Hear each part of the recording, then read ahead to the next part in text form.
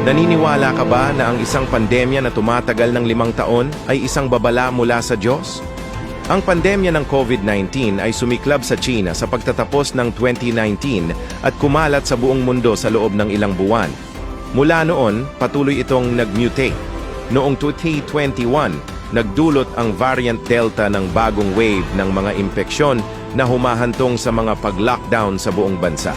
Noong 2022, kumalat ang variant ng Omicron sa buong mundo na nagdulot ng mga kakulangan sa mga mapagkukunang medical sa maraming bansa. Noong 2023, isang bagong subvariant ang muling humantong sa malawakang mga impeksyon. Pagsapit ng 2025, ang COVID-19 ay nagdulot na ng milyon-milyong pagkamatay at patuloy na nag-mutate. Ang mas nakakatakot, ang mga bagong strain ng trangkaso at iba pang mga virus ay kumakalat sa buong China, United States, Japan at South Korea na nagreresulta sa libu-libong pagkamatay. Maraming propeta ang naglabas din ng mga babala.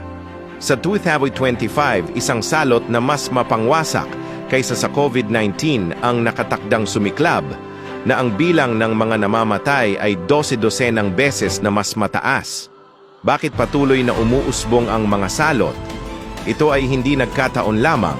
Ito ay babala ng Diyos sa atin na ang katapusan ng mundo ay malapit na at dapat tayong magsisi ng walang pagkaantala.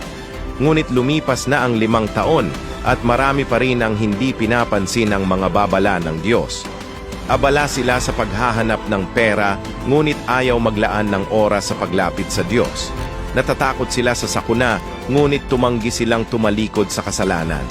Ano ang mangyayari sa mga hindi pinapansin ang mga babala ng Diyos?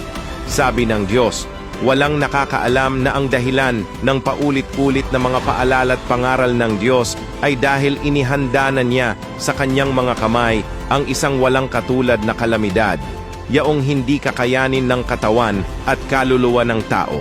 Ang kalamidad na ito ay hindi lamang isang kaparusahan sa katawan, kundi pati na rin sa kaluluwa. Hindi nais ng Diyos na may mapahamak sa matinding kalamidad. Ang kanyang hangarin ay magsisi ang lahat at matanggap ang kanyang proteksyon. Kung handa kang magsisi sa harap ng Diyos bago mahuli ang lahat, matatanggap mo ang kanyang kapatawaran. Amen.